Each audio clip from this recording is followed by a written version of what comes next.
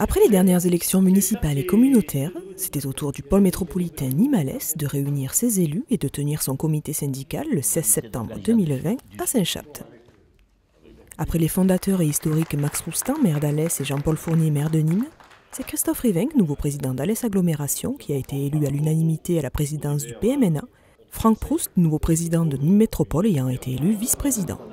C'est une structure qui, je le rappelle, ne coûte rien aux contribuables, puisque tout le monde y est bénévole, l'administration comme les élus, mais qui permet, sur des thématiques intercommunales, de pouvoir porter ensemble des projets. Ensemble, nous sommes le 3e territoire de cette région d'Occitanie, ensemble sur des dossiers structurants, thématiques, de mobilité, de très haut débit, d'enseignement supérieur. Nous pouvons être plus forts pour porter ces dossiers auprès des instances, auprès des partenaires, auprès de la région, auprès de l'État. Et donc, le pôle métropolitain a une force très importante pour défendre des projets structurants pour notre beau territoire. C'est la véritable colonne vertébrale de notre département avec des compétences qui peuvent structurer notre territoire. On a en termes d'image, avec ce pôle métropolitain, un bassin d'emploi de plus de 500 000 habitants. Et c'est ça qui est intéressant et ce qui représente une véritable force pour aller discuter, défendre des dossiers. Quand on parle d'une seule et même voix au sein d'un pôle métropolitain auprès des acteurs de l'État, auprès de l'Europe également sur certains projets structurants,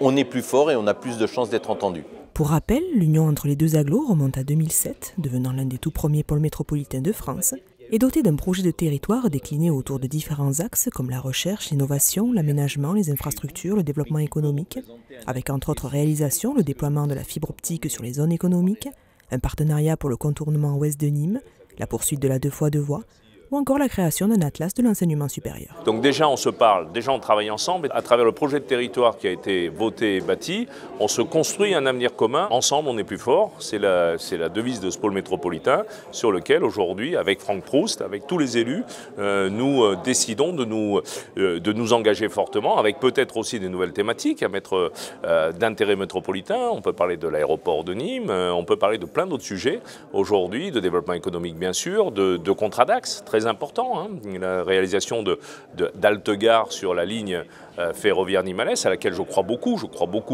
au transport ferré, je crois beaucoup au transport en commun en site propre, et nous avons besoin de pouvoir offrir des infrastructures de déplacement à nos populations, puisque la mobilité est l'une des premières libertés dans notre pays. On connaît le dossier historique du pôle métropolitain qui est le dédoublement de la 106 sur lequel il faut passer la vitesse supérieure parce que ça représente une véritable nécessité. Nous allons travailler avec Christophe Rivenc pour avoir ou identifier déjà quelques projets structurants de court, de moyen et long terme, de manière à avoir à la fin du mandat quelques réalisations. Parce que c'est vrai que ça peut apparaître comme une nébuleuse à certaines personnes. Néanmoins, je pense que ce pôle métropolitain a un rôle essentiel sur l'activité, le développement et l'aménagement de notre territoire. Encore de beaux projets à venir pour notre beau territoire.